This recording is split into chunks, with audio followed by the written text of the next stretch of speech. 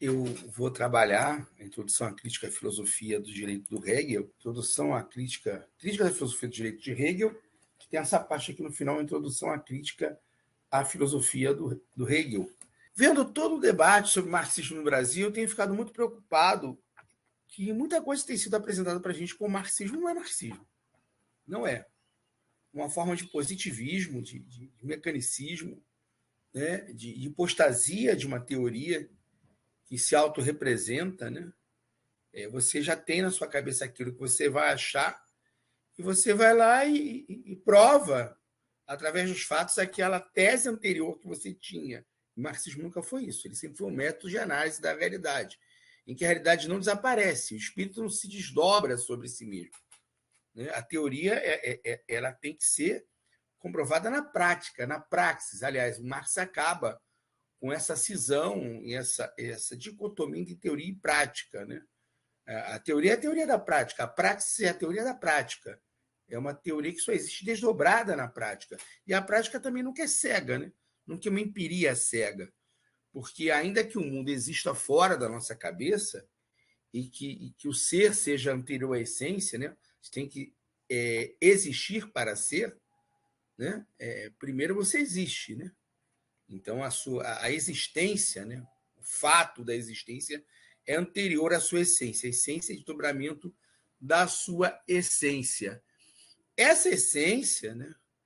Esse ser essente do ser humano é sempre também uma praxis, um objeto do objeto. Né? É sempre uma teoria também.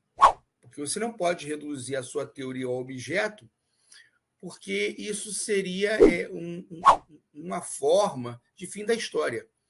E uma forma de você se comparar a Deus. Né?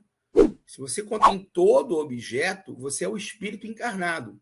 Então você tem sempre uma interpretação do objeto, você não tem todo o objeto, porque na verdade você está dentro desse processo de conhecimento. Você é objeto do objeto de conhecimento. Pode parecer muito complicado, e mas isso é a dialética. A dialética é entender essa relatividade, não tem um ponto fixo. Você não é observador de onde provém a história, né? Você está dentro da história. Por isso a dificuldade, inclusive, de você emitir um juízo de que você é parte dessa história. Então, eu tenho me debruçado muito sobre a teoria, com uma preocupação de que a gente não esteja reduzindo o marxismo a um mecanicismo vulgar, a um positivismo, e que previamente ele já analisa tudo, já emite juízes de valor, mesmo sem conhecer os fatos. Né? Então, a crítica à filosofia do direito de Hegel, lembra que eu peguei esse livro aqui, né? Muito interessante, Teoria da Revolução do Jovem Marx, que eu sugiro para todos vocês, que é esse Jovem Marx, o Celso Federico, é um brasileiro, é fácil de achar. Eu acho o do Michel Louvi melhor, mas o do Celso Federico não é ruim, não, tá? Debates e Perspectivas, eu acho que é expressão popular. Editora do MS tem um livro bem bom, o Celso Federico. Esse aqui, Nicolai Lapine, se eu não me engano, é um francês, Editorial Caminho, que é, se eu não me engano, uma publicadora da Editorial Progresso de Moscou. Né? Não, na verdade, o texto foi... não. O texto foi escrito, foi publicado em Moscou, mas eu não estou conseguindo achar aqui sobre o autor. O nome parece francês, Nicolai Lapine, mas pode ser russo, com sobrenome francês, né? Muito bom, Jovem Marx. Esse é difícil de achar. É um livro importado que eu achei no sebo, então é difícil de achar, bem interessante também, que trata dessa trajetória do Jovem Marx. E esse outro também é fácil de achar. As Aventuras de Karl Marx contra o Barão de Munchausen, que trata da teoria do conhecimento marxista, né? E em que pontos se situa o marxismo. Né? Porque o Louvi, nesse livro aqui, ele começa falando que o marxismo ele também é condicionado socialmente. Ele também vai ter um fim. Ele também é determinado por uma visão de classe. Mas ele é maior e mais abrangente exatamente por ser a visão da classe que é oprimida. Hegel não chega a contraditar o penso, logo existo. Porque nele o espírito se desdobra na história. Mas o Hegel contraria o ponto fixo. Né? Penso, logo existo coloca o pensante como ponto fixo da história. A história parte do observador. Penso, logo existo. A certeza sensível como primária.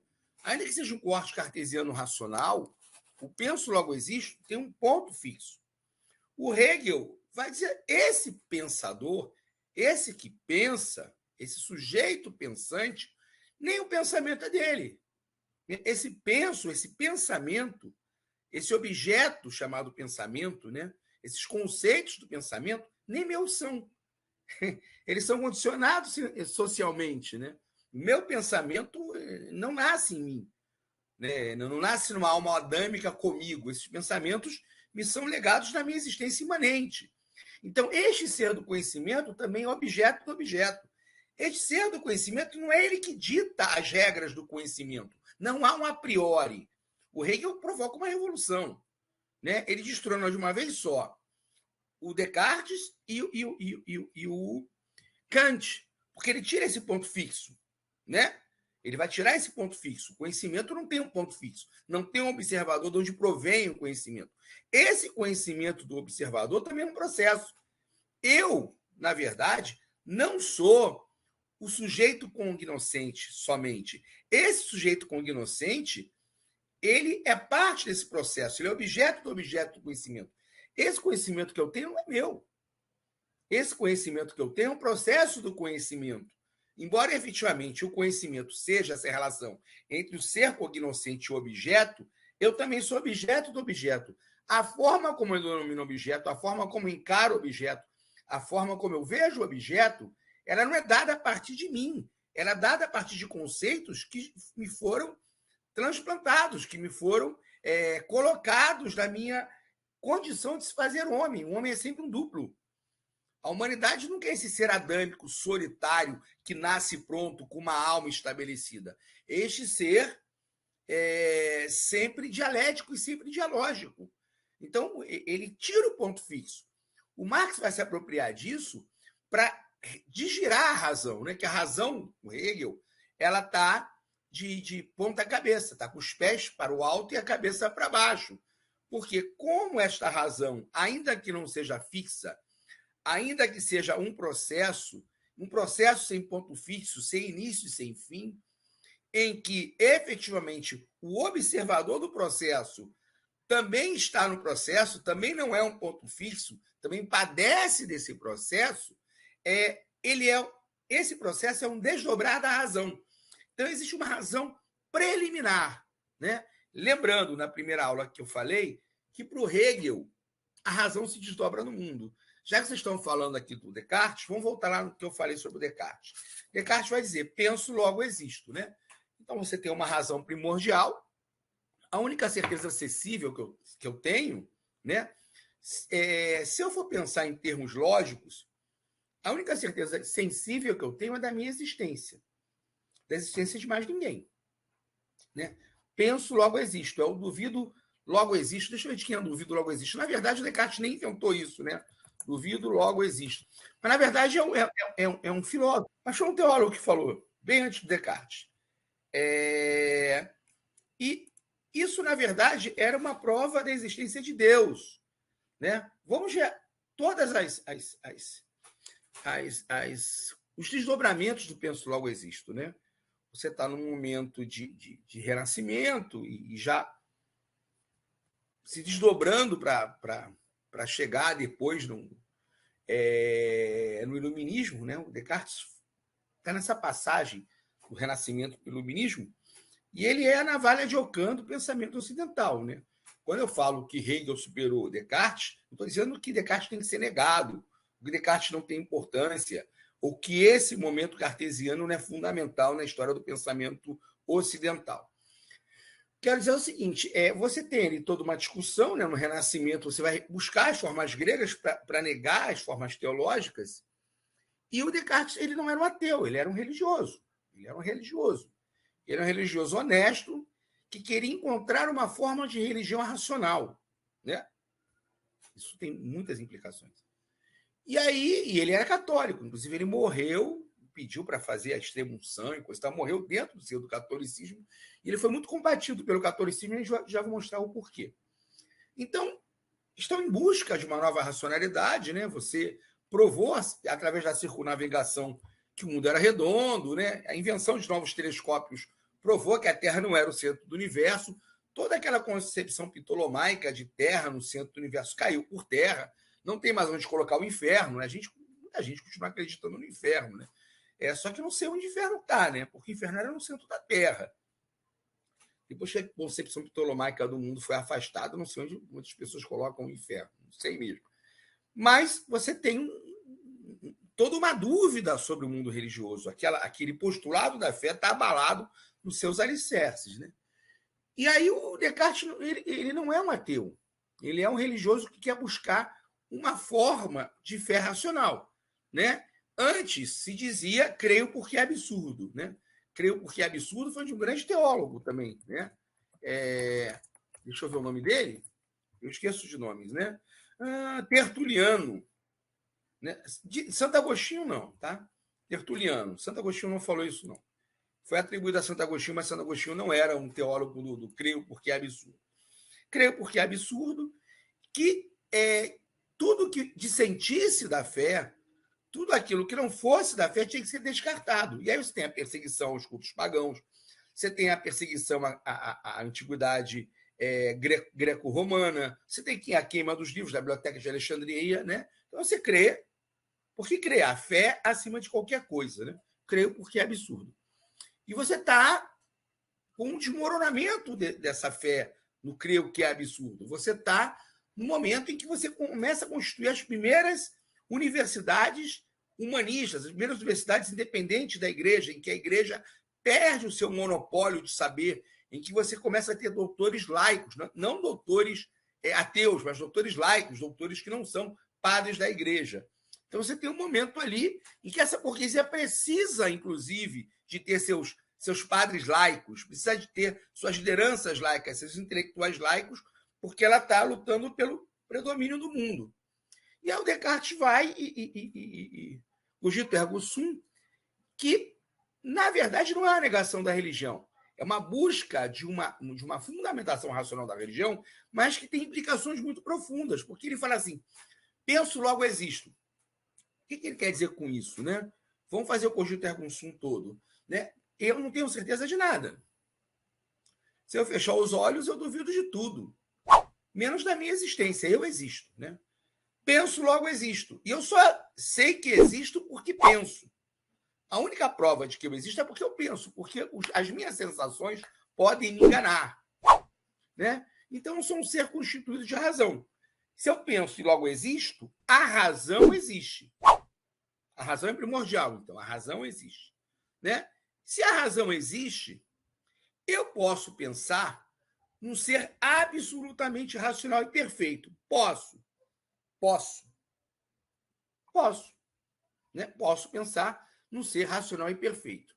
Eu, Roberto Ponciano, que minto. Eu, Roberto Ponciano, que roubo. Eu, Roberto Ponciano, que traio, que coço o saco, que cuspo, que meto o dedo no nariz, que perco o cabelo, que estou ficando velho, que vou morrer. Eu sou esse ser perfeito?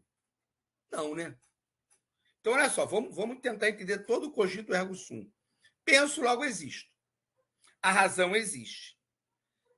Então, a gente não tem como não dizer que a razão não existe. A razão existe. A razão é primordial. Se a razão existe, eu posso pensar num ser racional perfeito? Posso pensar num ser racional perfeito. A perfeição é uma possibilidade.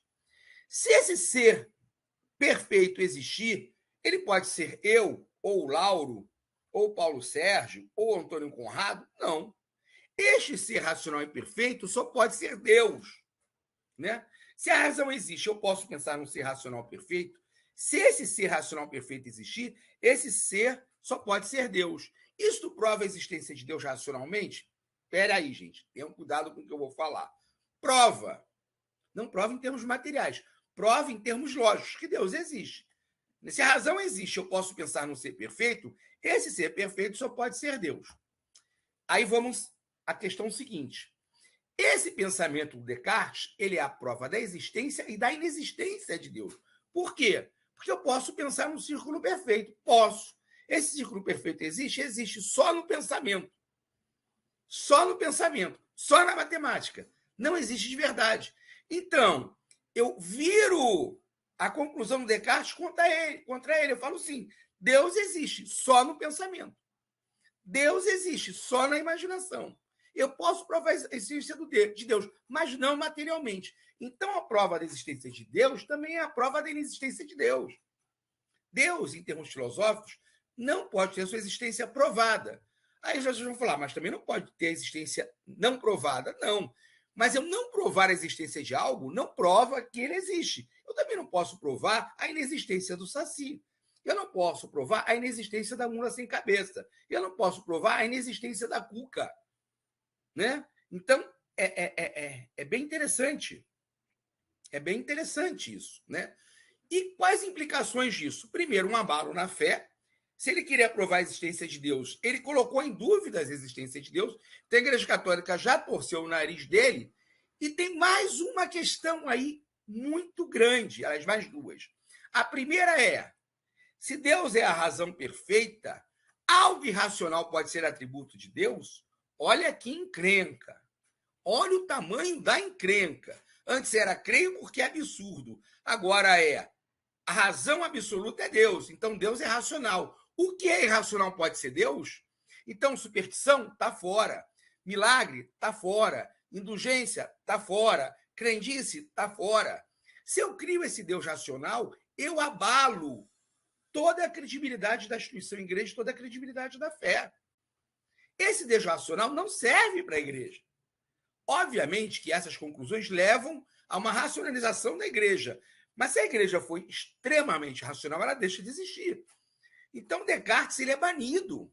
O pensamento de Descartes é censurado.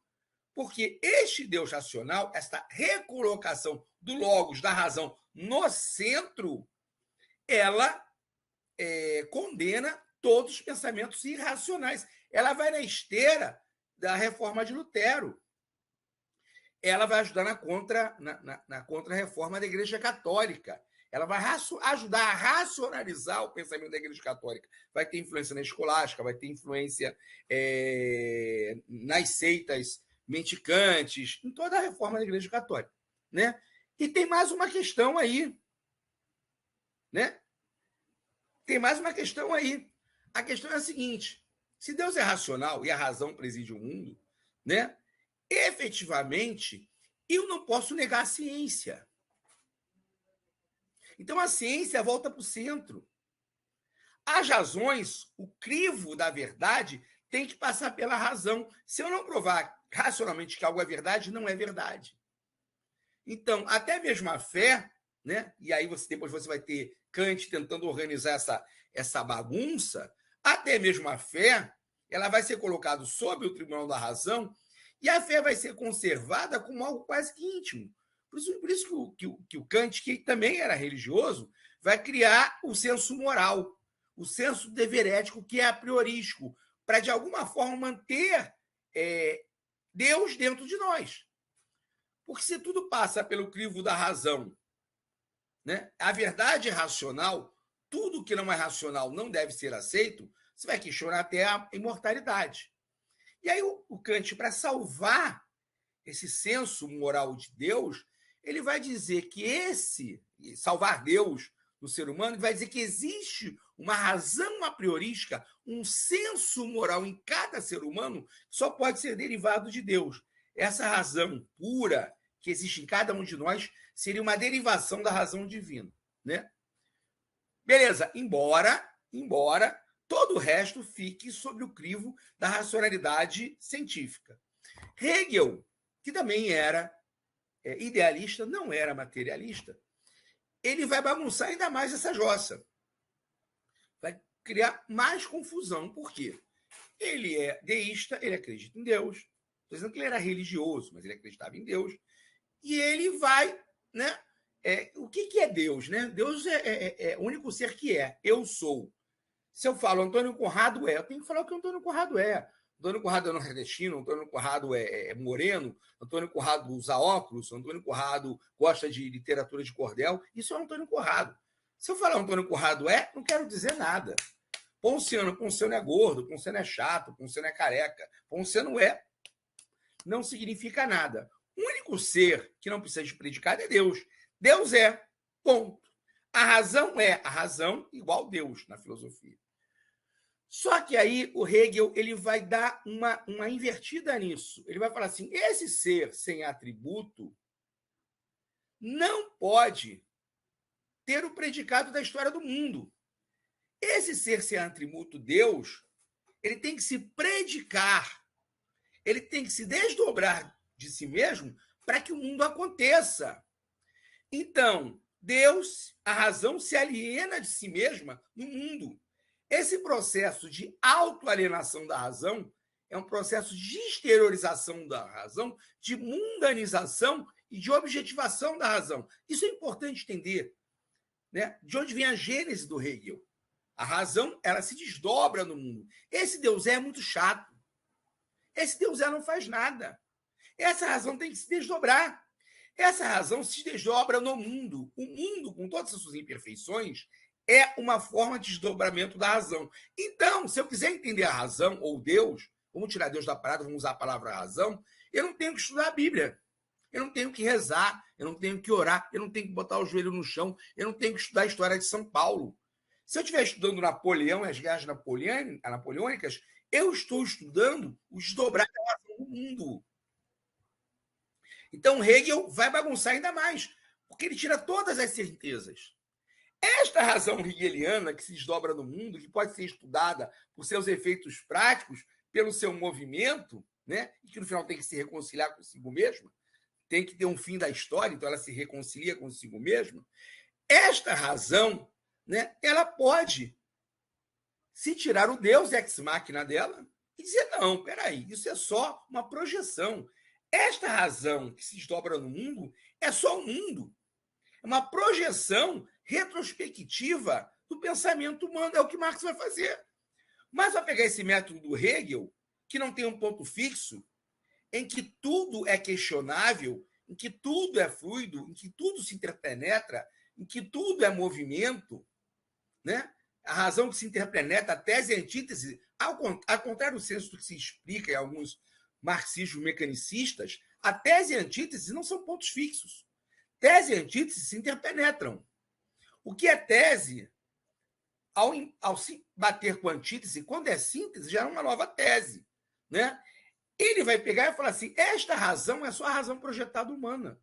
Esta razão não é uma razão Deus ex machina que se projeta no mundo. É uma projeção da razão humana no mundo. Então ele coloca de novo um mundo, né, com os 4 pés assentados no chão. Né? E como é que essa história de tese, antítese se interpenetrar? Porque tem uma ideia equivocada de que é tese, antítese e síntese como se fossem momentos que são momentos fixos. Né? Eu gosto de explicar isso, eu dou 2 exemplos, por exemplo, né? Uma revolução sexual. Se eu vou pensar nos grandes pensadores da revolução sexual, quando se fala a revolução sexual queria destruir a família, queria sim. Você pegar os escritos do Reich, pegar os escritos do próprio Sartre, pegar os escritos do Foucault, no auge lá de 68, a ideia era abolir a família. Ninguém é de ninguém. O casamento é uma instituição burguesa, tem que ser destruído, né? A sexualidade tem que ser livre. A revolução sexual tem um paradigma pesado, fortíssimo. Dizendo que está certo ou está errado, não estou dando aqui razões morais. Né? E você tem o maio de 68, você tem o Woodstock, você tem revoluções de costume, não só sociais de costume, no mundo inteiro, que vão mudar os paradigmas familiares. No século XXI, esses paradigmas foram mudados. E era para acabar com a monogamia, era para acabar com a família monoparental, a família sendo patriarcal ou não, essa família de 2 pessoas. Acabou? Não, né? Mas você pode dizer que o pós-revolução sexual é igual ao anti-revolução sexual? Se eu for pensar no movimento gay na década de 70 e 80, ninguém estava pensando em casamento gay. A gente não está falando em igualdade de direitos entre gays e héteros. A gente está falando de casamento. Ninguém pensava em casamento gay. Né? Você vai lá em Los Gatos, São Francisco, o auge da década de 70 e da década de 80, a ideia era ninguém de ninguém. Sexo livre. Transar o máximo possível. A ideia hoje de que o movimento gay tem que buscar um parceiro, uma parceira, estabelecer uma família, que as famílias são todas iguais, no fundo, não é o que se pensava na Revolução Sexual. A síntese desse processo é diferente da antítese. A antítese seria o quê? A família a família, desculpa, a palavra normal é completamente absurda nesse contexto. A família usual, a família, como se fala? Ai, meu Deus do céu. Tradicional, achei a palavra. A família tradicional. Essa família tradicional está abalada. Embora ela exista na imaginação, ela não existe mais, né? 60%, 70% das famílias brasileiras, eu falei monoparental, mas não era monoparental, né? Seria uma família de duas pessoas, né? Biparental. 70% das famílias brasileiras são monoparentais, só tem a mãe, né? O pai não está dentro da casa. Né? Mas, de qualquer maneira, o modelo continua sendo esse modelo de casamento, de monogamia. Então, a revolução sexual, a tese da revolução sexual, não foi vencedora. Mas dá para dizer que ela foi perdedora? Há uma interpenetração dos contrários. Há uma interpenetração dos contrários. A tese, a antítese, a síntese, né, não é uma oposição absoluta. A síntese é o resultado disso. A mesma coisa é a Revolução Russa. Muita gente questiona, rejeita a Revolução Russa, porque o resultado da Revolução não foi o paraíso socialista prometido. Você pegar, por exemplo, o próprio Lenin, pegar o Estado da Revolução, tem contradições ali. O Lenin fala em abolição absoluta do exército, fim do serviço militar obrigatório e que todos os homens em idade militar estejam em armas perante a República, mas em tempos de guerra, e que você não vai precisar de um órgão de repressão, haja vista que foi feita a Revolução. Isso aconteceu? Não, né? Você precisou do Exército Vermelho. Você precisou de uma hierarquia. Você precisou de um Estado para se manter, inclusive, em competição com os outros Estados capitalistas. Isso estava previsto na teoria? Não. Então vamos jogar o socialismo fora, porque não era o que estava previsto na teoria. Que é o que, no fundo, alguns críticos da União Soviética fazem. Né? Não foi o que a gente sonhou. E o capitalismo sempre resultou naquilo que foi sonhado. Os Estados capitalistas são resultado do sonho de alguém, né? Mas no socialismo tem que ser tudo perfeito, tem que ser aquele livrinho de Testemunho de Jeová, em que está lá o leão e o cordeiro e ninguém come ninguém. Né? Então, a tese, a antítese, a síntese é contraditória. E essa síntese já é uma nova tese. Né? Não há fim da história. Então, é bem interessante isso. Então, o jovem Marx tem muita coisa para nos ensinar. Né? E ele está nesse momento aqui, o primeiro momento é o momento em que ele vai para a Gazeta Renana, né? E ele vira, um tempo ele é editor da Gazeta, ele escreve para a Gazeta, tem aquele artigo do Roubo da Lei, que ele começa, como eu falei naquela aula sobre economia política inglesa, e ele começa a tomar conhecimento dos problemas econômicos, em que ele está fazendo a passagem ainda de jovem hegeliano para o comunismo, mas é uma passagem gradual. Marx, nesse momento, não é comunista. Ele é um jovem hegeliano de esquerda, uma tendência chamada democrático-humanista, né, feuerbachiana, que não transa com o comunismo. Pelo contrário, o comunismo que tem na Gazeta Renana, o comunismo que, inclusive, tem dentro do grupo Feuerbach, o comunismo humanista, do homem, né, dos homens iguais, o comunismo filosófico, o comunismo não vulgar, o Marx um pouco despreza esse comunismo porque ele vê isso apenas como uma abstração, né? Uma abstração, um desejo de uma essência humana. Então, ele não se sente atraído. Pode-se até dizer que, nesse momento, o Marx é anticomunista, mas não no comunismo real. Né? Num texto da Gazeta Renana, em que ele renega o comunismo, ele fala, olha, a gente tem que olhar com mais atenção o comunismo francês. E a gente tem pouca ou nenhuma informação sobre o comunismo francês aqui na Alemanha. Então, ele olha com cuidado e com atenção a uma coisa que ele não conhece, que, aliás, é um cuidado que a gente não tem hoje em dia. Né? As pessoas opinam sobre o que não conhecem com uma facilidade fora do comum. Mas o Marx não é comunista. Então, a posição dele no artigo sobre o roubo de lenha é a posição da humanidade sofredora e das instituições das carências, e que os problemas da humanidade são resolvidos através da política, no Estado. No Estado. Né? E o Estado ele é a representação da razão. O Hegel ele chega a um resultado final, a um fim da história, pasmem, na monarquia constitucional e na monarquia constitucional da Alemanha, da Prússia, né? Com seus corpos de burocratas, né? Com seus estamentos. Ele diz que essa burocracia ela realiza a razão do Estado através do monarca, que é a personificação da razão, que vai conseguir equilibrar todas aqueles conflitos da sociedade civil, né? A sociedade civil seria uma sociedade de carências e que o Estado personificaria a razão. Que a família e a sociedade civil seriam reflexos desse Estado, que o Marx vai chamar de predicado do predicado.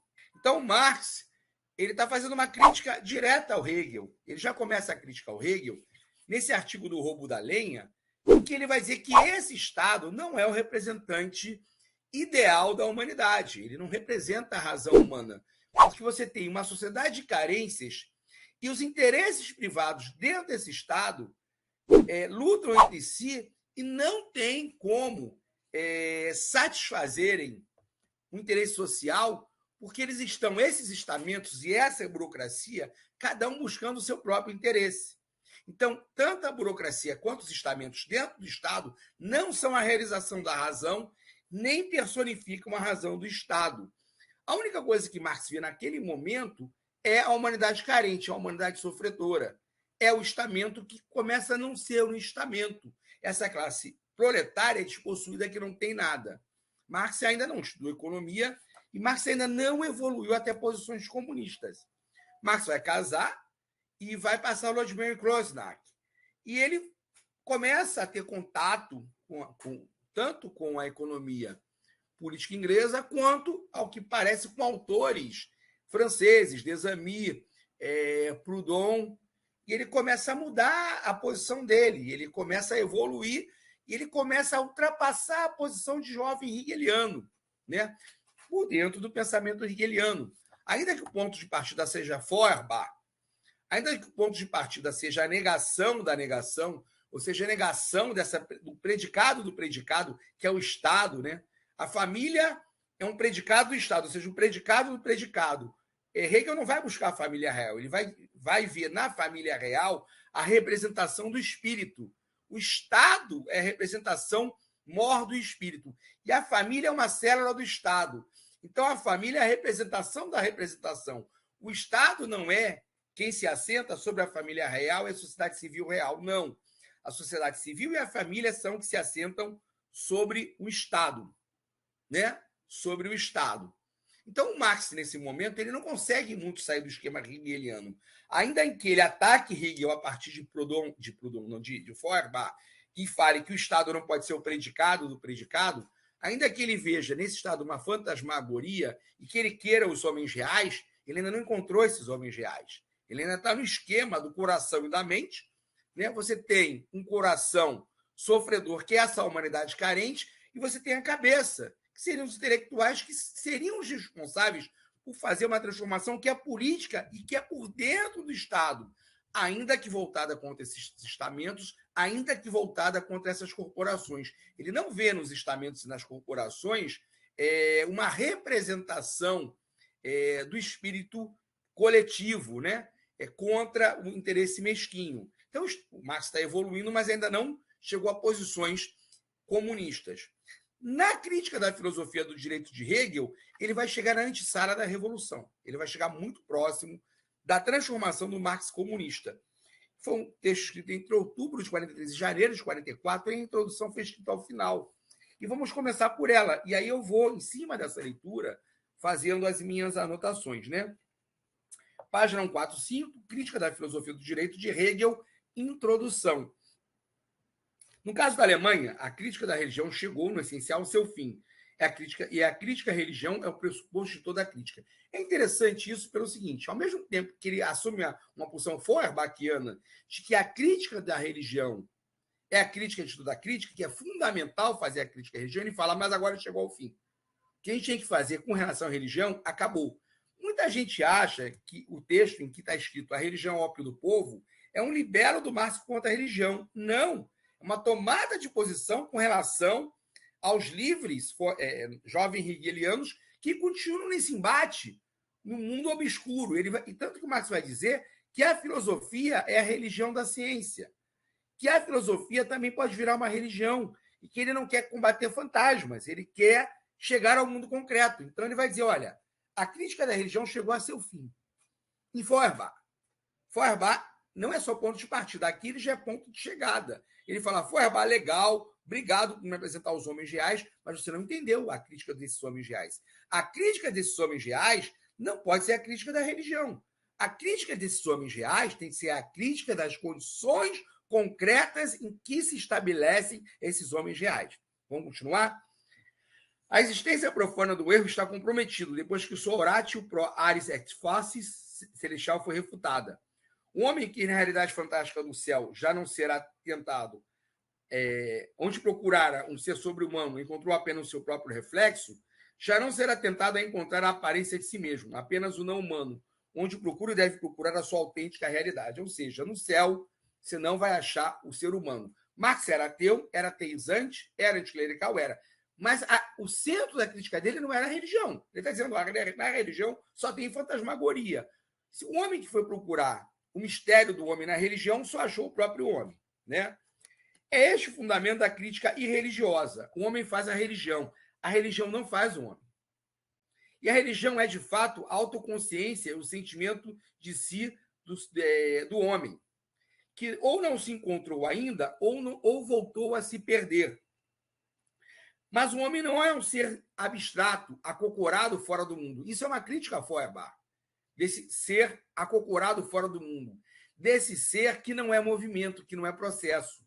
O Feuerbach, ao ver o homem como esse ser abstrato e esse ser exilado, esse ser isolado, ele concede novamente espaço para a volta da religião, porque esse ser é um ser adâmico que já nasce feito.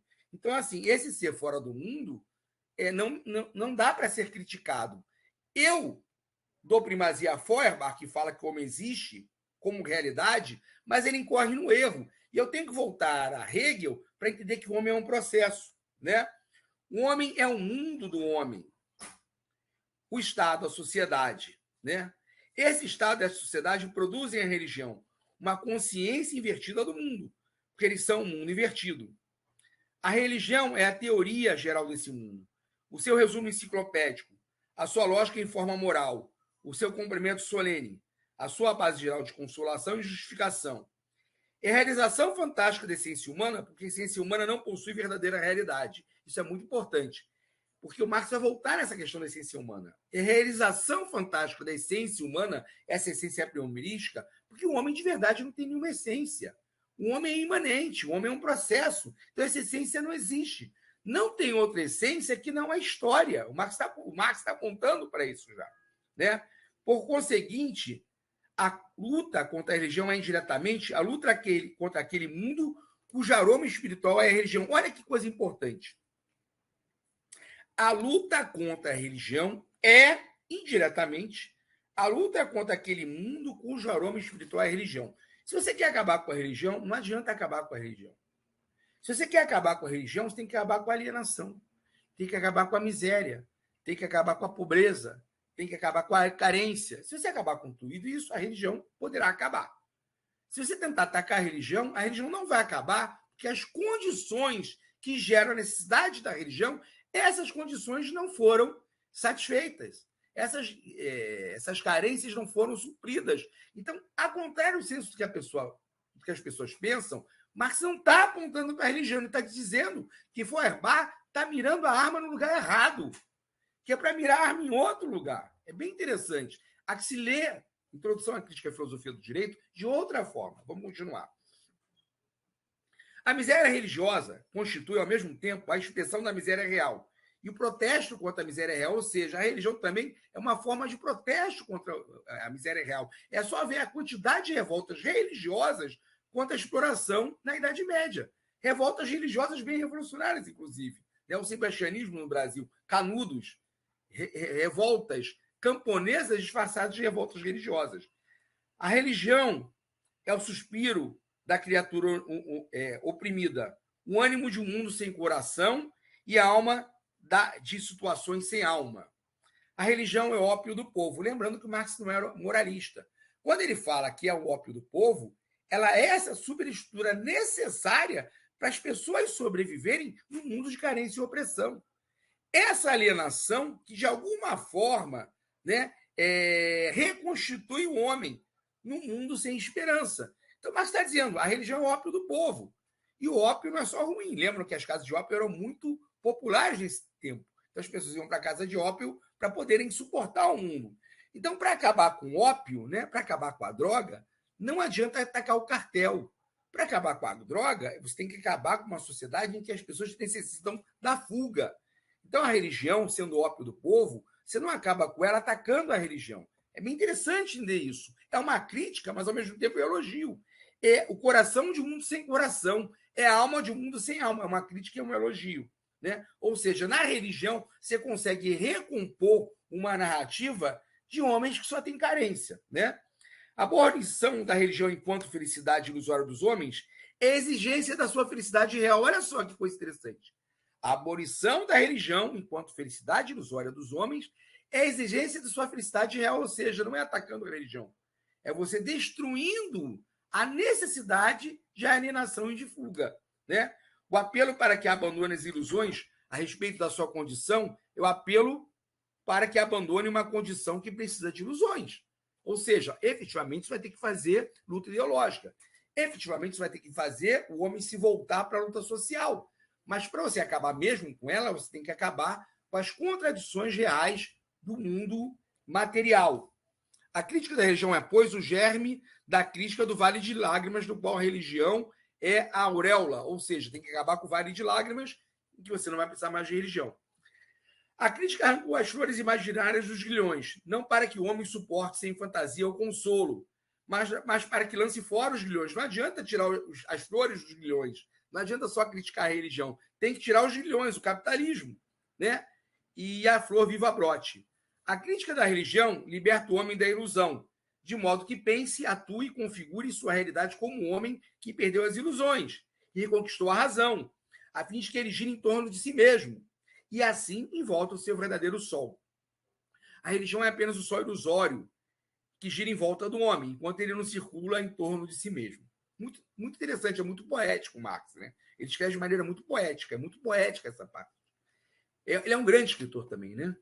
Consequentemente, a tarefa da história, depois que o outro mundo da verdade se desvaneceu, é estabelecer a verdade deste mundo. A tarefa imediata da filosofia, que está a serviço da história, é desmascarar a autoalienação humana nas suas formas não sagradas. Né? Ou seja, não é só desmascarar as formas sagradas de alienação, é desmascarar as formas não sagradas. Né? Por exemplo, o liberalismo. Por exemplo, a crença de que o capitalismo é eterno, a crença de que o capitalismo é reformável. Né? A crítica do céu transforma-se deste modo em crítica da terra. A crítica da religião em crítica do direito. A crítica da teologia em crítica da política. Ou seja, o Marx está falando, olha, jovens hegelianos, vocês querem continuar aí criticando a religião? Beijo do barbudo, tô indo, tá? Tchau. E minha crítica agora é política. Eu vou voltar minhas baterias para a política, que está a meio caminho, né, de abandonar também a ideia de que através da política se realiza a razão e de ir para a luta social. O Marx já está quase no comunismo. Quase. Está chegando lá. Está na reta final da São Silvestre. Né? A exposição que se segue, que é uma contribuição semelhante a semelhante empreendimento, não se ocupa diretamente do original, mas de uma cópia, a filosofia da alemã do Estado do Direito, pela simples razão de se referir à Alemanha. Se quisermos nos ater ao status quo alemão, mesmo da maneira mais adequada, isto é, negativamente, o resultado será ainda um anacronismo. A própria negação do nosso presente político é já um fato coerente no quadro da arrumação histórica das nações modernas. Posso até negar as perucas empoadas, mas fico ainda com as perucas desempoadas. Se nego a situação alemã de 1843, dificilmente atinge, segundo a cronologia francesa, o ano de 1789, e ainda menos o centro vital do período atual. E ele está falando do atraso político alemão, de como a Alemanha está atrasada em relação à França e à Inglaterra. A história alemã, de fato, orgulha-se de desenvolvimento que nenhuma outra nação anteriormente realizou ou virá alguma vez a imitar no firmamento histórico. Participamos nas restaurações de nações modernas sem termos tomado parte nas suas revoluções. Fomos restaurados, primeiro, porque houve nações que ousaram fazer revoluções, Em segundo lugar, porque outras nações sofreram contra-revoluções. Ou seja, a contra-revolução na Alemanha não é reflexo de uma revolução na Alemanha, mas reflexo de revolução em outros países, né? Coisa trágica, né? No primeiro caso, porque os nossos governantes tiveram medo, e no segundo, porque nada temeram em fazer a contra-revolução. Conduzidos pelos nossos pastores, só uma vez nos encontramos na Sociedade da Liberdade, no dia do seu funeral. Ou seja, quando a Alemanha toma pé da revolução na Europa, é no dia da contra-revolução, no dia da restauração. Lembrando que a Alemanha não existia, né? Que existia a Prússia e uma série de principados divididos. A gente está falando da Alemanha, mas é uma abstração. A Alemanha ainda não existe. Uma escola que justifica a infâmia de hoje pela de ontem, que considera todo o grito do servo debaixo do látego como um grito de rebelião, desde que o látego se torne venerável pela idade ancestral e histórica. Uma escola para a qual a história só mostra seu a posteriori, como Deus de Israel fez com seu servo Moisés, a escola histórica do direito, que é reacionária, que muita gente está usando aí, não sei porquê, de esquerda para justificar alguma coisa, né? Poderia supor-se que ela inventou a história alemã, se não fosse realmente uma invenção da história alemã. Um Shylock, mas o Shylock serviu, que jura sobre a sua aliança, a aliança germano-cristã, por cada libra de carne cortada do coração do povo. Em contrapartida, entusiastas bonacheirões, salvinistas alemão pelo sangue e liberais esclarecedores por reflexão, buscam a nossa história de liberdade além da nossa história, nas primitivas florestas teutônicas. Olha o Marx troçando dessa coisa da tradição, inclusive que está na ideia romântica alemã, da origem teutônica, da origem germânica, da origem bárbara alemã, mostrando que isso é simplesmente um mito e um mito infantil, né? Ele troçando dessa origem teutônica. Mas qual a diferença da história de nossa liberdade em relação à história da liberdade do javali selvagem, se apenas se encontra nas florestas? O Marx é terrível. Como diz o provérbio, que numa floresta se grita, a floresta ecoa. Assim paz as antigas florestas teutônicas, ou seja, a ideia de nacionalidade teutônica, a ideia da grandeza teutônica é só um mito, e um mito selvagem e pueril, né? Mas a guerra, a situação na Alemanha, por todos os meios. O Marx está declarando, devemos fazer guerra à situação da Alemanha. Semelhante situação está abaixo do nível da história, abaixo de toda a crítica. Não obstante, continua a ser objeto da crítica, assim como o cristianismo está abaixo do nível da humanidade, continua a ser objeto do carrasco. Na luta contra essa situação, a crítica não é a paixão da cabeça, mas a cabeça da paixão. Ele está dizendo que a crítica não pode ser uma paixão da cabeça, ela não pode ser só racional. Ela tem que ser a cabeça da paixão, ou seja, ela tem que se transformar em arma. A arma da crítica tem que virar a crítica das armas. A crítica não pode ser a crítica crítica. A crítica não pode ser o predicado do predicado. Fantástico o Marx aqui. Não é uma lanceta anatômica, mas uma arma. O seu alvo é o inimigo que ela procura. Não refutar, mas destruir.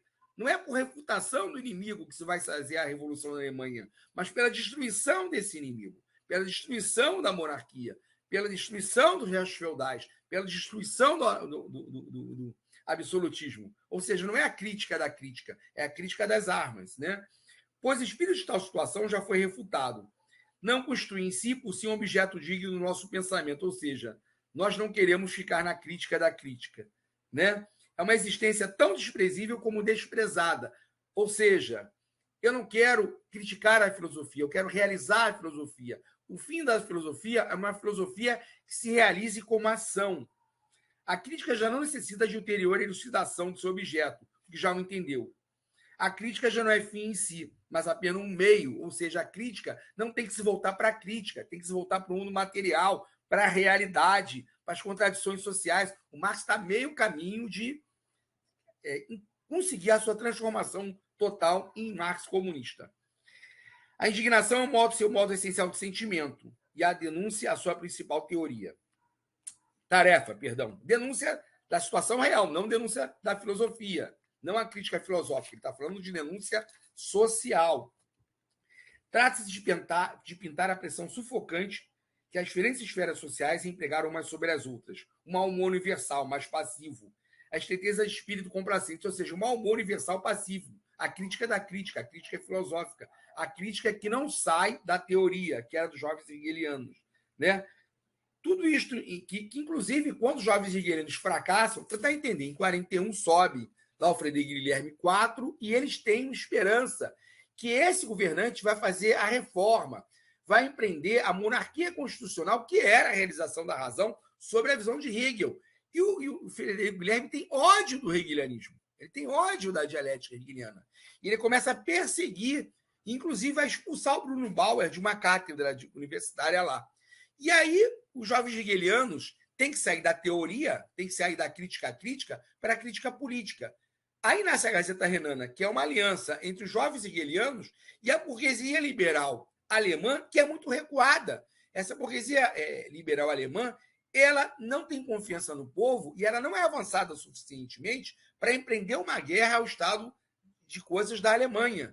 Então, essa aliança entre os jovens hegelianos e a burguesia alemã, Marx está dentro dela. É nesse momento que ele começa a crítica dos jovens hegelianos e que supera os jovens hegelianos. Esse é o momento final dessa crítica, né? Marx está, nesse momento, se desprendendo dos antigos companheiros de armas e dizendo, olha, a situação da Alemanha não vai se resolver em aliança com essa classe liberal alemã, que é uma classe liberal covarde, é uma classe liberal indigna, é uma classe liberal fraca, né? A elite empresarial alemã não é forte suficientemente para empreender uma guerra total e aberta contra o absolutismo, né? Então, Marx ele vai dizer, olha, não adianta aliança com esse povo. Já os jovens hegelianos, eles vão se enclausurar no castelo e cada vez mais transformar essa crítica numa crítica abstrata, né? Vamos lá. Trata-se de pintar a pressão sufocante que as diferentes esferas sociais empregam umas sobre as outras. Bom, não, isso eu já fiz. Que espetáculo! A sociedade encontra-se infinitamente dividida nas mais diversas raças, que se defrontam umas às outras com suas mesquinhas antipatias, má consciência e grosseira mediocridade, e que, precisamente por causa da situação ambígua-suspeitosa, são tratadas sem exceção, embora de maneira diferente, como existências apenas toleradas pelos senhores, e vêm-se forçadas a reconhecer e admitir até mesmo o fato de serem dominadas, governadas e possuídas, como se fosse uma concessão do céu. Do outro lado, encontram-se os próprios governantes, quando a grandeza está em proporção inversa ao seu número. Marx está mostrando aqui que tanto a classe média, do qual ele faz parte, como pequeno burguês e intelectual, quanto a classe rica, elas são submissas e subservientes ao Estado senhorial na Alemanha. E elas se deixam dominar e quase agradecem por essa dominação. Isso é uma crítica a Hegel também, que via na monarquia constitucional e nos estamentos uma forma de realização da razão. Ele está dizendo, isso não realiza a razão. Isso é um Estado servil, né?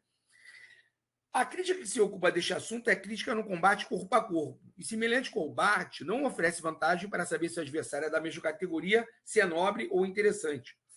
O que conta é atingi-lo. Trata-se de recusar os alemães um instante sequer de ilusão e de resignação. O Marx se torna anti-alemão, anti-chauvinista, anti essa paz alemã, essa coisa germânica, essa coisa teutônica de se vangloriar do estado de coisa existente. A pressão ainda deve tornar-se mais premente pelo fato de se despertar a consciência dela e a ignomínia tende a se tornar-se mais ignominiosa pelo fato de ser trazida à luz pública. Cada esfera da sociedade alemã deve ser pintada como uma parte ronteza ou parte vergonhosa da sociedade alemã. E essas condições sociais especificadas têm de ser compelidas à dança, fazendo-se ouvir o canto da sua própria melodia. A nação deve aprender a se aterrar por causa de si mesma, de modo a ganhar coragem, satisfazer-se-á, assim, uma imperiosa necessidade da nação alemã. E as necessidades das nações são justamente as causas finais da sua satisfação. Eu não vou ler o texto todo, eu vou parar a leitura por aqui, tem 1 hora de aula, hoje vou fazer uma aula de máximo 1h30, porque eu vou dividir a aula em 2, para a gente tentar entender, né? Eu acho que por aqui está bom para ler a introdução da crítica à filosofia do direito, não vou ler toda. O que tem de interessante na introdução à crítica à filosofia do direito? Primeiro, a crítica à religião. Primeiro, entender como é que é essa crítica, porque o que eu escuto de idiota dizer a religião é o ópio do povo, a religião é o ópio do povo, a religião é o ópio do povo, a religião é o ópio do povo. Como se o centro da crítica do Marx e do comunismo fosse a religião, é inversamente proporcional à quantidade de gente que nunca leu isso aqui. Né? Outra coisa que eu digo, estão fazendo curso, leiam no original, quer dizer, original não alemão. Estou falando, leia o livro original, Lê essa tradução na Boitempo, que é muito boa, e é baratinha. Você compra 18, 20 no sebo, entendeu? Tem no Brasil inteiro, tem como conseguir. Leiam, leiam, leiam, por favor. Leiam o original. Porque senão vocês vão ficar só se fiando naquilo que eu estou falando. E eu posso estar mentindo para vocês. Eu posso ser um charlatão. Eu posso ser um coche, um influencer marxista. Eu posso estar falando um monte de bobagem. Então, duvidem de mim. Leiam o texto. Por favor. É importante, né? Eu já dei, inclusive, uma literatura de apoio aqui, né? Michel Louvi, etc, etc. Mas leiam. Mesmo que vocês não entendam no início, e vocês podem ficar com o meu WhatsApp e lançar perguntas, é muito importante entender do que ele está falando, né? Essa crítica à religião, ela não é só a crítica à religião, ela é a crítica aos jovens hegelianos. Marx está se posicionando. Ele começa em Feuerbach, atravessa Hegel, e o ponto de chegada é quase no comunismo. Ele vai criticar Hegel através do homem real, através da família real, através da sociedade civil real. Ele vai dizer que esses são fatos constitutivos do Estado, que o Estado é a expressão da sociedade civil e não a sociedade civil é a expressão do Estado, que o Estado é apenas um órgão derivado da sociedade civil, né? E depois, obviamente, no futuro bem próximo, ele vai mostrar que é um órgão de coerção das classes sociais em disputa, que a disputa não está no Estado, está na sociedade civil, e é lógico que tem reflexo no Estado, e é óbvio que tem que se tomar o Estado, mas a disputa é na sociedade civil, nessa sociedade civil organizada, e que essa sociedade civil organizada não é expressão do Estado. O Estado é expressão dessa sociedade civil. Então, você tem que fazer a disputa, né? Não, mas aquele texto é um resumo. Aquele texto é um resumo, Paulo Sérgio. O texto é só um resumo, não é o livro todo, entendeu? O texto é só um resumo. É um resumo, tá? Obviamente que o original é melhor, né? Então, assim, o Marx ele está desmitificando o Estado. Ele pega a Feuerbach, aponta contra Hegel e fala: olha, estamos falando de homens reais, né? De homens reais, da família real, da sociedade civil real, das classes sociais reais, do mundo real, não do mundo imaginário, reflexo do Estado, do predicado. Então ele pega Feuerbach e detona Hegel. Mas aí, no meio do caminho, ele olha para o Feuerbach e fala: pô, velho, tu errou. Porque o homem do Feuerbach é um homem da religião. Na verdade, o que o Feuerbach está querendo é uma religião do homem.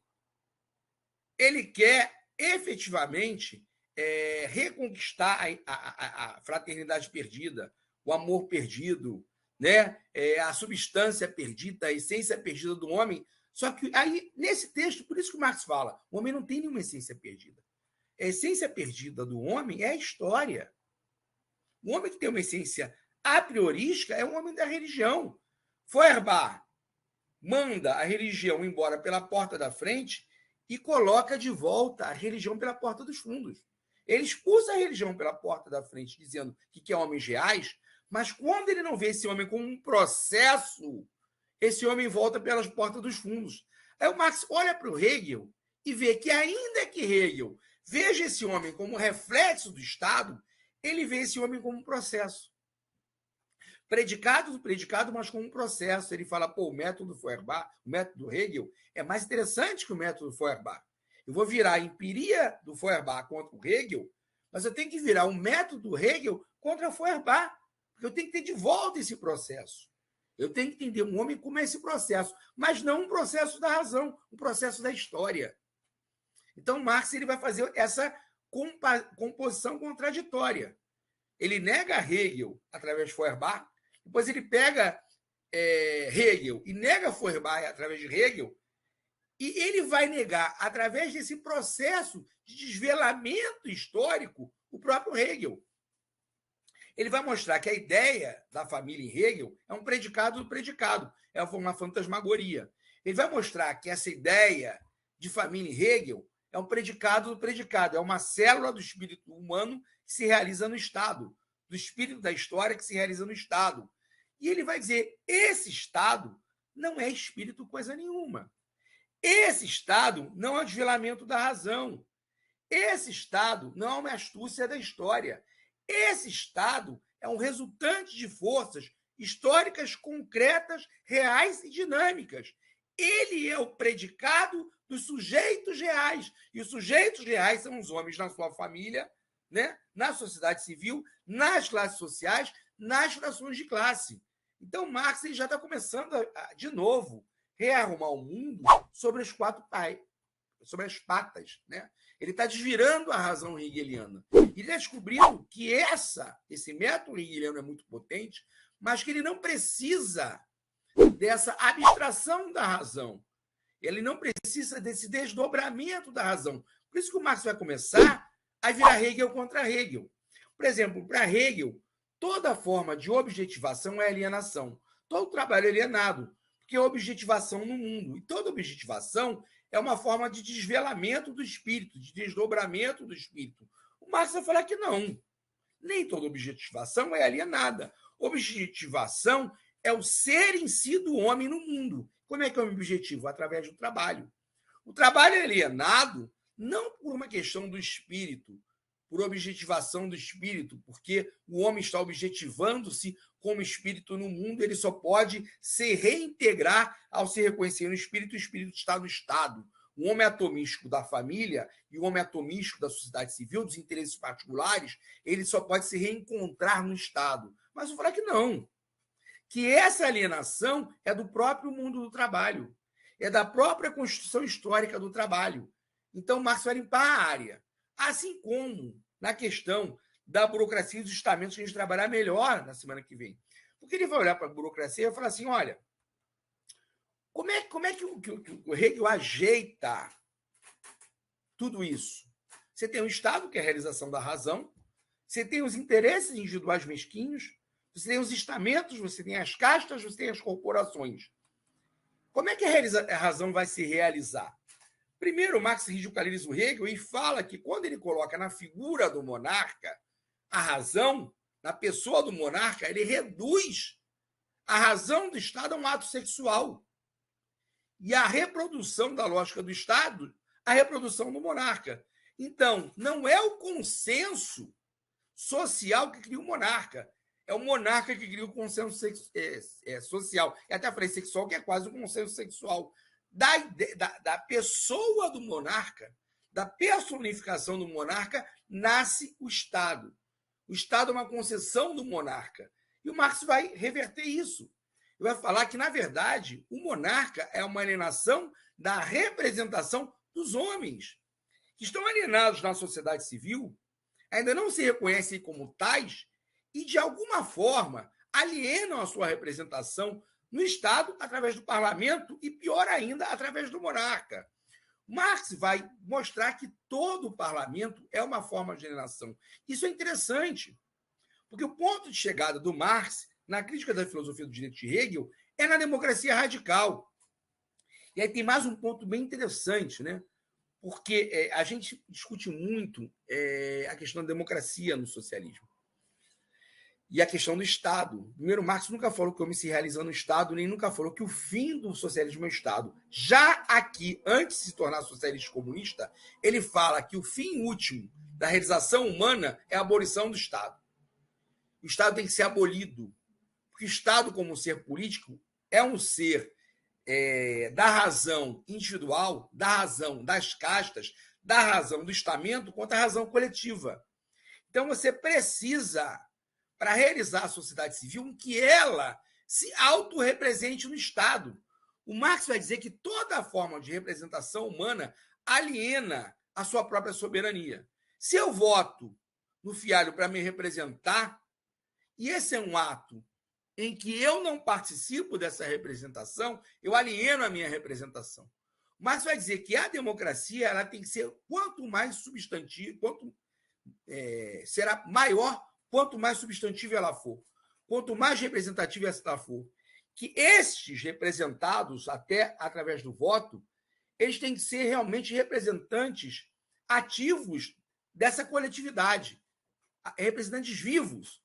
Tanto que você vai ver, por exemplo, quando ele fala e elogia a Comuna de Paris, ele vai dizer que uma das questões que ele faz admirar a Comuna de Paris é que os deputados eram sempre removíveis.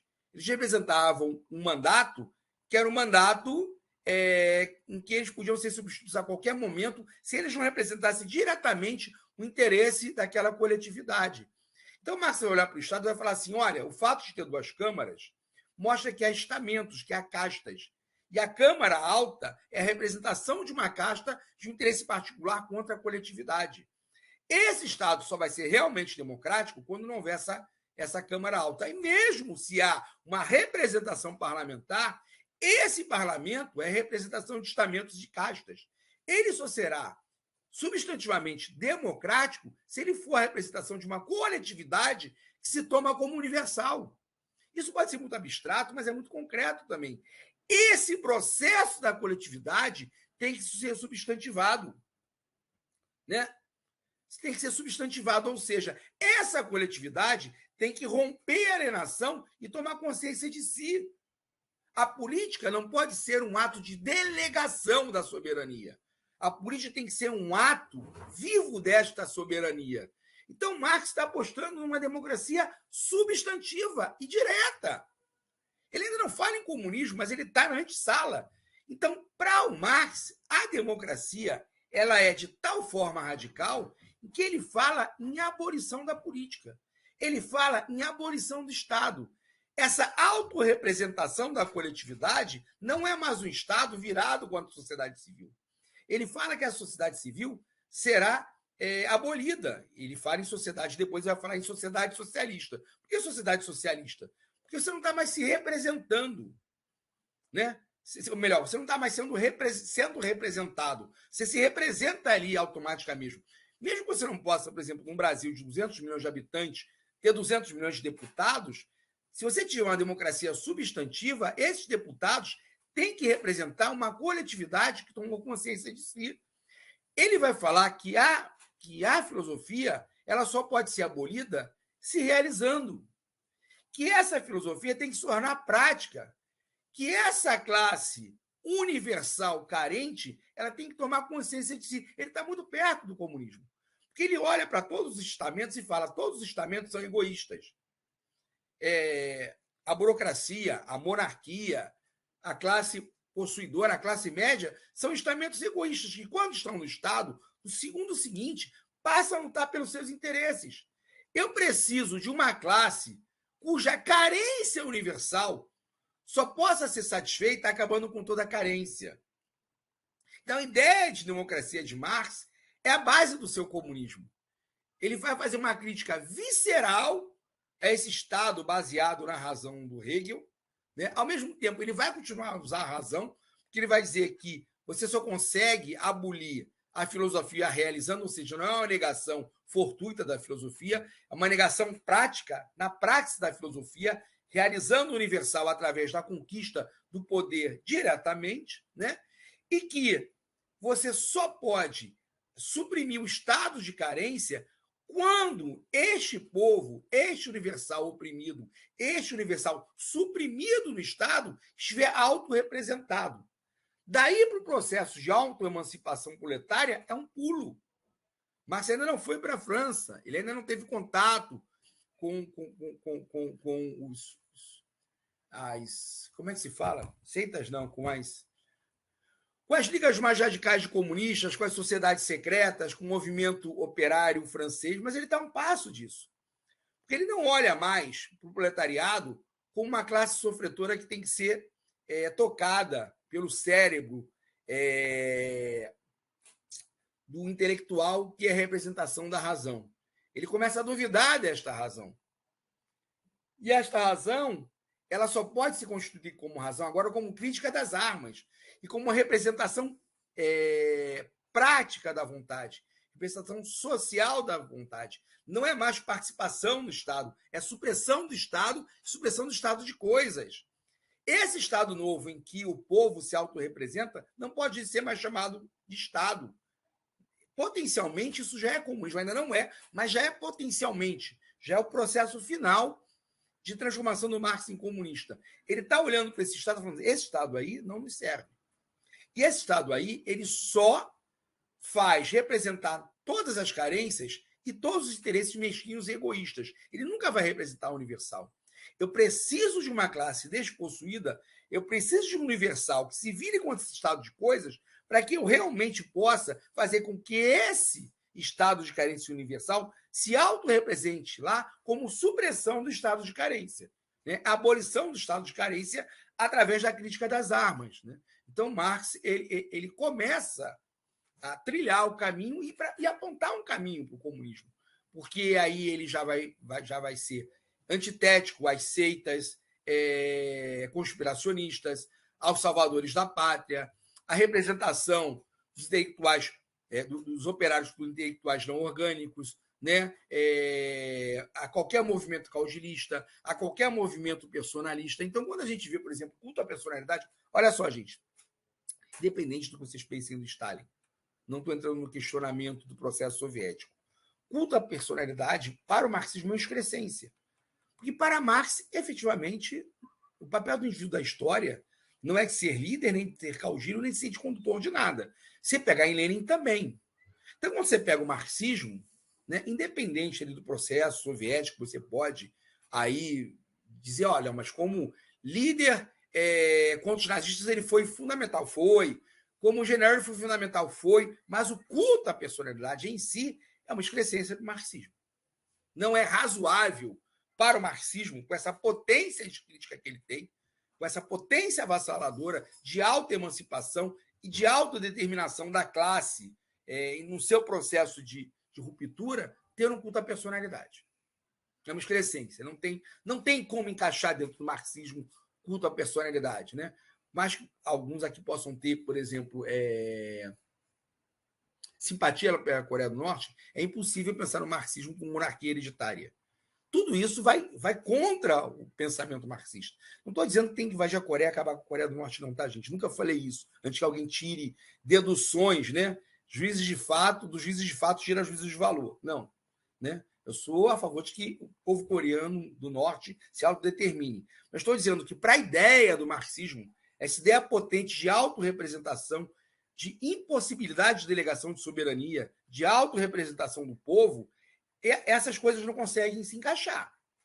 Essas coisas não têm como ser encaixadas no marxismo. São coisas completamente exteriores e completamente antitéticas ao marxismo. Então, o Marx, aqui na crítica da filosofia do direito, ele parte, através de Feuerbach, fazendo uma crítica do predicado hegeliano, né? Desse desdobramento do espírito do mundo, dessa representação do mundo real através de expressões fantasmagóricas da ideia, e chega a uma ideia de autorrepresentação popular, de democracia radical de massas, de busca de uma classe universal potente capaz de conduzir uma revolução, que é o que faltava na Alemanha. Marx vai olhar e falar assim, bem, classe média não tem caráter de classe, né? Em todo o processo histórico, a classe média ela tende a simpatizar com a burguesia e tende a defender os seus interesses egóicos, né? Então a classe média está fora. Sou pequeno burguês, classe média, sou intelectual, mas a classe média não vai conduzir nenhum processo histórico. A monarquia aqui, os príncipes, obviamente, eles estão defendendo o interesse deles. Eles também não vão conduzir nenhum processo de emancipação na Alemanha, né? E a elite alemã, a burguesia alemã, ela é muito fraca e tem muito medo do povo. Ela prefere se aliar à contra-revolução, se aliar aos príncipes, aliar-se ao povo. Lembrando que Lutero se aliou aos príncipes para matar camponês, né? Quando houve as revoltas camponesas na Alemanha. Isso é o histórico da Alemanha. Ele teve aquela decepção com os liberais, dentro, inclusive, da Gazeta Renana, e ele chega e fala, bem, só quem eu tenho aqui para conduzir esse processo é o proletariado. Lembrando que o proletariado na Alemanha ainda está nascendo. A Alemanha não está no mesmo nível de evolução econômica da França, não está no mesmo nível de evolução econômica da Inglaterra, não está no mesmo nível de evolução fabril que eu estou falando, muito menos de organização da classe trabalhadora. A classe trabalhadora francesa, a classe trabalhadora inglesa são muito melhor organizadas que a classe trabalhadora alemã. Então, Marx olha para aquela classe que potencialmente pode vir a ser vanguarda revolucionária. Ainda não é. Mas é ele olhando para o estado de coisa, os estamentos da Alemanha, e fala: só tem uma classe social aqui que pode ser potente o suficiente para libertar a Alemanha, para unificar a Alemanha, para transformar a Alemanha. Essa classe é o proletariado. Talvez uma revolução que não seja só liberal. Talvez uma revolução que vá além do processo liberal. E que vai acontecer em 1848. Você tem a Primavera dos Povos, que dura até 1851, que tem resultados duradouros e que não é vitoriosa em totum, né? Depois a Contra-Revolução começa a recuperar-se nesses países, a matar vanguardas, mas há conquistas importantes ainda assim com a Primavera dos Povos. Em 48 você vai ter uma explosão em toda a Europa. Inclusive o Engels vai para a Alemanha e pega em armas, né, na Revolução na Alemanha. Então, Marx está olhando para essa classe operária com carinho. Ela está olhando para essa classe operária despossuída com carinho, dizendo: olha, não é o que eles estão dispostos, não é o que eles estão fazendo, né? Tem um texto do Marx que fala isso, né?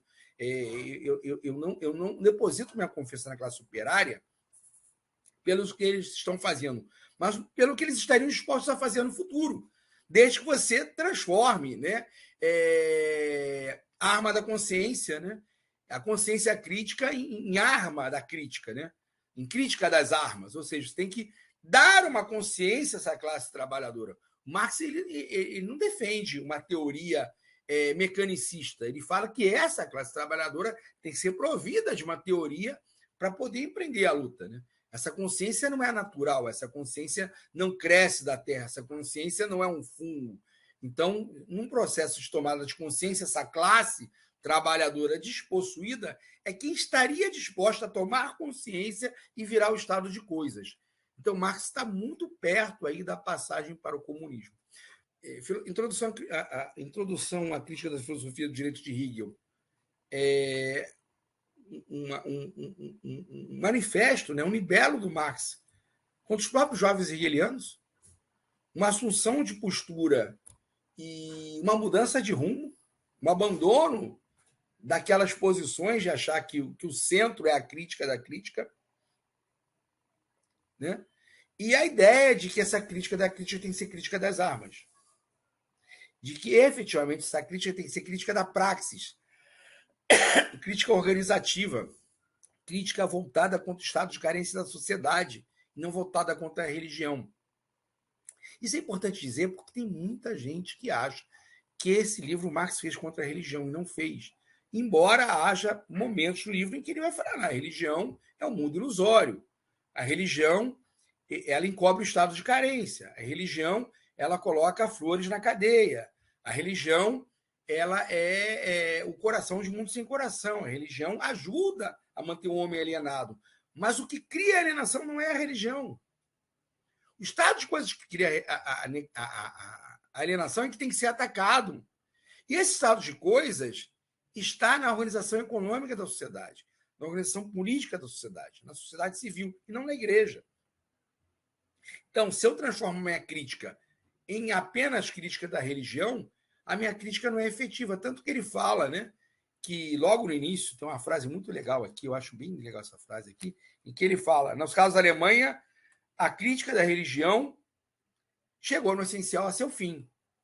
E a crítica da religião é o pressuposto de toda a crítica. Ou seja, toda aquela crítica chegou ao fim.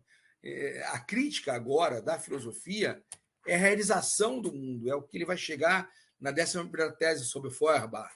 Né? A tarefa de todas as filosofias até hoje foi criticar o mundo. Nossa tarefa é revolucionária. Ele está dizendo: olha, beleza, tem a religião aqui, a gente não é religioso, nossa teoria não é religiosa, a gente não vai realizar a fraternidade universal, a gente não vai dançar uma ciranda, a gente não vai discutir empatia, a gente quer fazer uma revolução, mas o nosso alvo não é a religião diretamente. É o estado de coisas que torna necessária a carência, que torna necessário que o homem se refugie no céu, que o homem se aliene, que o homem fuja. Então, ele vai fazer um acerto de contas com a crítica da religião, vai fazer um acerto de contas com Hegel, né? Vai dizer: olha, esse desdobramento do espírito em si não é a realidade, vai buscar a realidade empírica em que se baseie a praxe, mas também vai fazer um acerto de contas com o Feuerbach, dizendo que essa coisa do Feuerbach, da crítica da religião e do primado do homem, tem um homem já acabado, uma essência do homem pré-estabelecida, que no fundo é religiosa. E aí ele volta a Hegel para dizer, não, o homem é um processo, o homem é imanente. Eu preciso, de novo, desse método hegeliano depurado da razão como Deus, né? Não depurado da razão, da racionalidade. Depurado da razão como Deus para entender o mundo. Então ele começa com Feuerbach, negando Hegel, depois ele pega Hegel e nega Feuerbach, e depois ele pega o método hegeliano e volta contra Hegel. E aí ele cria algo novo. Ele cria esse método que se baseia no empírico, que se baseia no real, mas que tem leis de funcionamento do pensamento, que tem leis de funcionamento da teoria, que tem instâncias, né? Que não é um empirismo grosseiro, né? Que vai buscar as leis de funcionamento interno da própria teoria. A realidade ela existe fora de nós, mas a crítica de funcionamento da realidade tem seus pressupostos teoréticos, que é uma realidade também. Então, eu não posso buscar tudo o que eu quero da realidade na empiria pura e simples. Né? O pensamento não é transformado no cérebro da mesma maneira que a bilis é secretada no fígado. Então, as regras do pensamento são diferentes. Né? O espírito evoluído, o espírito humano evoluído, né? O espírito no sentido de teoria, ele tem regras muito complexas que têm forma de funcionamento próprio e que eu não vou aprender apenas olhando para o empirismo. Então, Marx foge dessa empiria, desse materialismo mecanicista vulgar do Feuerbach. Isso é muito importante. Né? Sim, sempre duvidando. Sempre duvidando. Pessoal, basicamente hoje é isso. Eu vou voltar na crítica à filosofia do direito de Hegel. Se vocês quiserem buscar perguntas, eu hoje inverti. Eu acabei fazendo a introdução. Eu não li ela toda, até pensei em ler ela toda, mas ia ficar muito longo. Mas eu acho que eu li o essencial, expliquei o essencial. Né? E semana que vem eu volto a este livro, porque é um livro muito importante. Então a gente vai dar ele em 2 aulas, em vez de uma. Na verdade, estou adicionando mais uma aula. E aí depois a gente entra na questão judaica. Espero que vocês tenham gostado. Dúvidas podem mandar para o meu WhatsApp, né? Podem me perguntar e leiam. Espero colocar em vocês a ideia de que Marx não é esse filósofo fácil que ando ensinando para vocês. Né? E não é essa forma mecanicista vulgar de aprender marxismo. O marxismo precisa de dialética, precisa de dúvida. Precisa desse leitmotiv, né? Que o final, a ideia final do marxismo não é conquistar o poder do Estado. É a abolição do Estado, é a abolição do trabalho. É como é que se fala? Soberania, não. Eita ferro! É a emancipação humana. Que a classe operária, que o proletariado, ele é universal, que emancipa toda a humanidade. Ela não assume o poder para oprimir as outras classes, ela assume o poder para libertar todas as outras classes e libertar o homem, o indivíduo. Essa dicotomia entre o coletivo e o individual no marxismo é porque as pessoas não conhecem o marxismo. Não conhecem a base teorética, exegética, o leitmotiv do marxismo, que é a filosofia alemã. Então, assim, o marxismo é uma teoria de emancipação da humanidade, individual e coletivamente. Inclusive de emancipação frente ao Estado, frente a qualquer tipo de coação e coerção. Então, é bem interessante relembrar isso, porque, na maneira como o marxismo é ensinado por alguns, parece só uma teoria de tomada de poder. E não é isso, tá bom? Ficamos por aqui. Beijo do gordo. Até a próxima aula.